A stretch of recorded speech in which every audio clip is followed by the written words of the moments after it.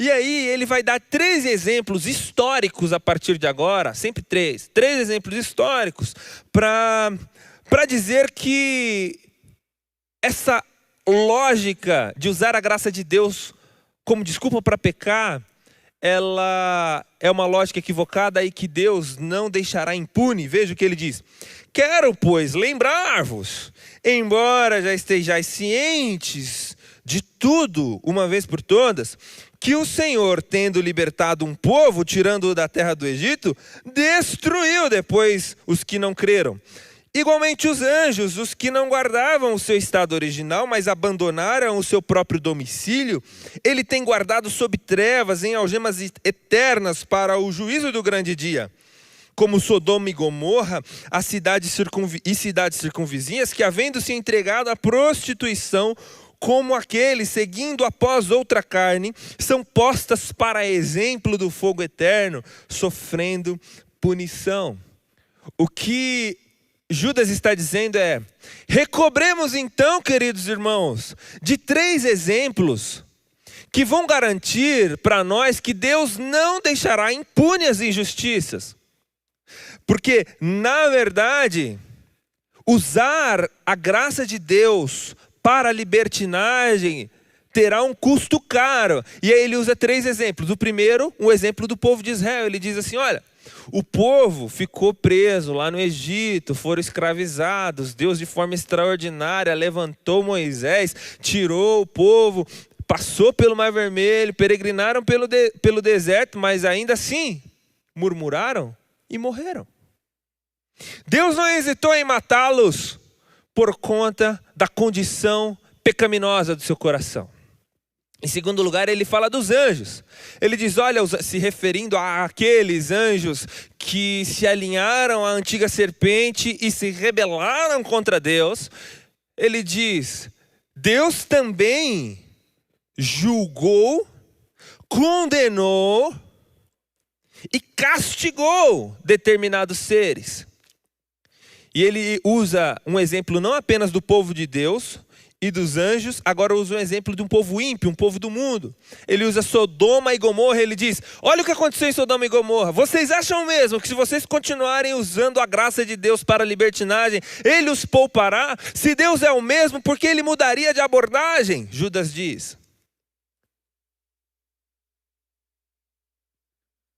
Em Sodoma e Gomorra, você sabe, era uma cidade completamente libertina, eles iam após outra carne, está dizendo, que é uma forma eufêmica de dizer a respeito do homossexualismo, abominação diante de Deus, e hoje os pastores estão amordaçados, não podem falar sobre isso. Mas a autoridade está na palavra de Deus. A autoridade está na palavra de Deus, não é a nossa opinião.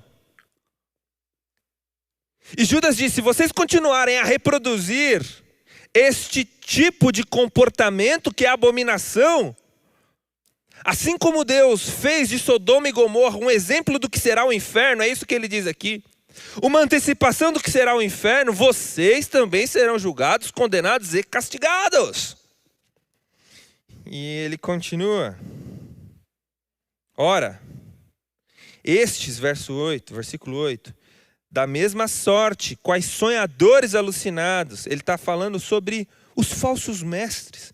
Não só contaminam a carne, como também rejeitam o governo e difamam autoridades superiores. Sonhadores alucinados. Possivelmente, aqui faz referência à fonte de autoridade que esses falsos profetas diziam ter. Esses falsos profetas diziam assim, não, mas Deus apareceu em sonho para mim. E ele diz que a gente pode viver dessa forma aqui, que está tudo bem. E Tiago diz, olha, se você ir um passo além do que está revelado, Paulo diz lá em Gálatas, né? Mesmo que apareça um anjo e te conte um evangelho diferente do que foi revelado, seja anátema, seja amaldiçoado. Judas então os chama de sonhadores alucinados. Esse povo está maluco, esse povo está doido. E aí ele diz, eles sequer se submetem a autoridades. Veja que Judas aqui, ele ataca a forma, o caráter desses falsos mestres. Porque é olhando para a vida, para o comportamento de um falso mestre que você percebe a sua falsa doutrina. Em nenhum momento Judas fala de falsa doutrina aqui. Ele só fala como essa falsa doutrina envolve um modo de vida. E que olhando para esse modo de vida, é o que Jesus falou, pelos frutos a gente conhece a árvore. Olhando para o caráter desses falsos mestres, é possível ver que a doutrina deles não é sã. Eles sequer se submetem a autoridades, muito possivelmente fazendo referência ao fato de que esses mestres, eles se infiltravam nas igrejas e começavam a minar a autoridade da liderança local. Imagina, chega um sujeito aqui e fala assim: ih, rapaz, esse Ildera aí não sabe de nada não. Ó, Deus me visitou em sonho essa noite. Deus me visitou em sonho, pastor. E ele me falou um negócio que esse pastor está errado. Pastor aí, ó, fica tranquilo que esse cara aí não é de Deus. E começa a minar a autoridade da liderança local. Aí Judas utiliza um exemplo que não é do Antigo Testamento, ele não é da Bíblia, tá? É um exemplo, inclusive, obscuro, difícil da gente explicar isso aqui dentro do ponto de vista da manuscritologia. Ele é difícil porque ele cita um livro deuterocanônimo, na verdade um livro apócrifo. Ele cita um livro que não é inspirado. Ele cita um livro chamado Testamento de Moisés, ou Assunção de Moisés. Um livro que era da tradição dos judeus. Agora, a gente quando pensa em livro canônico, geralmente a gente pensa assim: ah, isso aqui é de Satanás, isso aqui não deve ser lido. Não, na verdade não. São livros muito bons, inclusive, que foram utilizados na tradição da igreja ao decorrer de todos os séculos, foram usados pelos judeus. Eles não são inspirados, mas são livros iluminados. Igual quando você lê um livro do John Piper, ou quando você lê um livro do Alcindão, aí, o Minuto de Graça. É um livro muito bom, um livro iluminado por Deus. Mas ele não é inspirado, ele não tem a mesma autoridade da Bíblia. Mas ele também contém trechos da verdade, contém a verdade. Então ele cita aqui um episódio que está num livro apócrifo. Veja o que ele diz: contudo, o arcanjo Miguel, quando contendia com o diabo e disputava a respeito do corpo de Moisés, não se atreveu a proferir juízo infamatório contra ele. Pelo contrário, disse: o Senhor te repreenda. Bom, ele está fazendo referência aqui a um episódio lá do Testamento de Moisés, ou a Assunção de Moisés, que é uma obra do povo hebreu que conta a história de quando Moisés morreu. Lá no livro de Deuteronômio nós encontramos a morte de Moisés. E esse livro, então, seria uma obra do que teria acontecido depois, uma obra fictícia do que teria acontecido depois.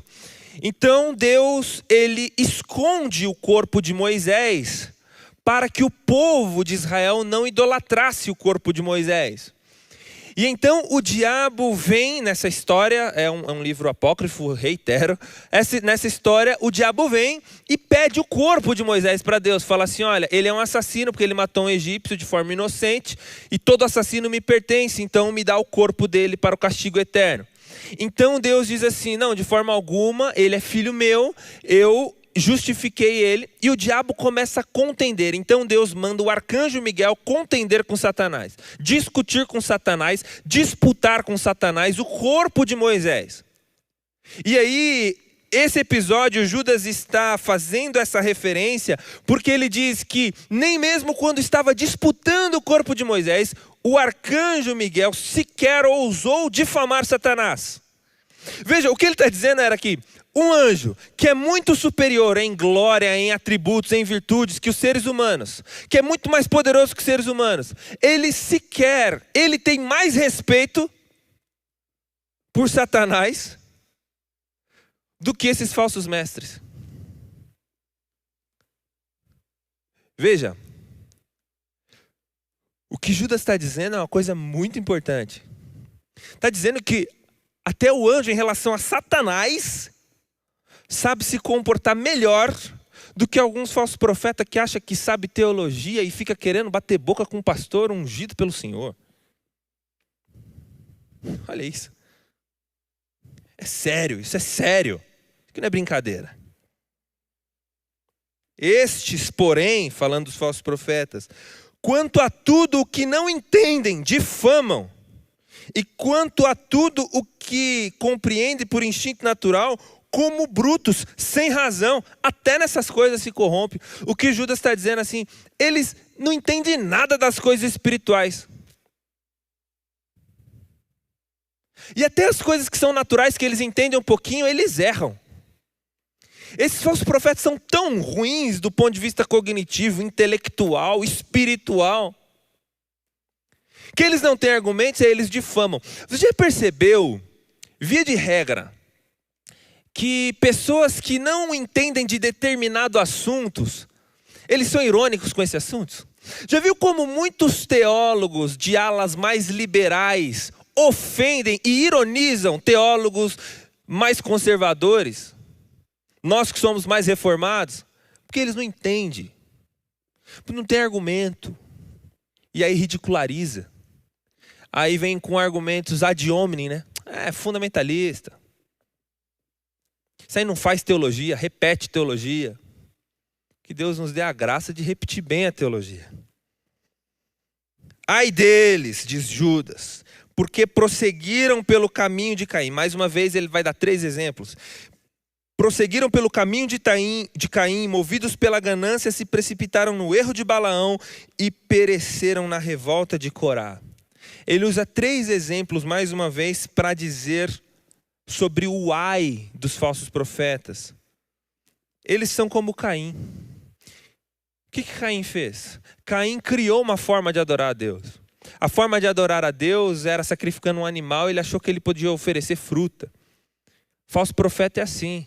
Ele acha que ele pode mudar a tradição cristã inteira. Não precisa de pregação não, hoje nós vamos fazer um teatro. Ele acha que ele pode criar formas de adoração que Deus vai receber.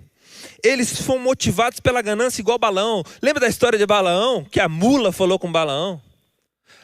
Balaão era uma espécie de feiticeiro, enfim, contratado para jogar um feitiço no povo de Israel. E ele se vende, se corrompe por conta do dinheiro.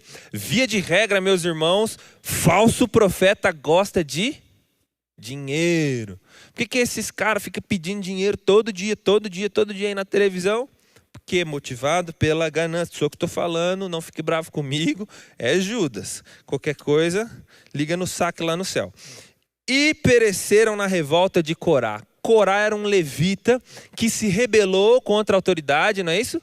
Contra a autoridade de Moisés, e por conta da rebelião, ele foi também castigado por Deus. E aqui é muito interessante que Judas mostra um conhecimento gigantesco do Antigo Testamento. A partir do verso 12, o versículo 12 e o versículo 13, ele usa vários exemplos que o Antigo Testamento também utiliza quando vai lidar. São metáforas do Antigo Testamento, extraídas do livro de Provérbios especificamente e do livro de Isaías. Então ele usa expressões que Isaías e que Salomão em Provérbios utilizava. Ele usa expressões pejorativas. É um xingamento santo. Sabe quando crente não pode falar palavrão, né? Aí você fala, ô filho de Belial. É tipo isso daqui. Olha aqui que Judas diz. Estes homens são como rochas submersas em vossas festas de fraternidade. Ou seja, eles gostam de encher o bucho na festa dos irmãos. Banqueteando-se juntos sem qualquer recato. Nuvens sem águas, impelidas pelo vento, árvores em plena estação dos frutos, desprovidas, duplamente mortas, desarraigadas, ondas bravias do mar, que espumam as suas próprias sujidades, estrelas errantes, para as quais tem sido guardada a negridão das trevas para sempre. Ele usa várias metáforas aqui contra esse tipo de liderança, que são pastores de si mesmo. E aqui ele deixa claro o fruto desses pastores. Não tem transformação. Esse tipo de mestre aqui não vai visitar a gente em um hospital, né, pastor Uder? Não bota a mão na chaga, não suja o pé de lama. Eles gostam do membro enquanto o membro está dando presente.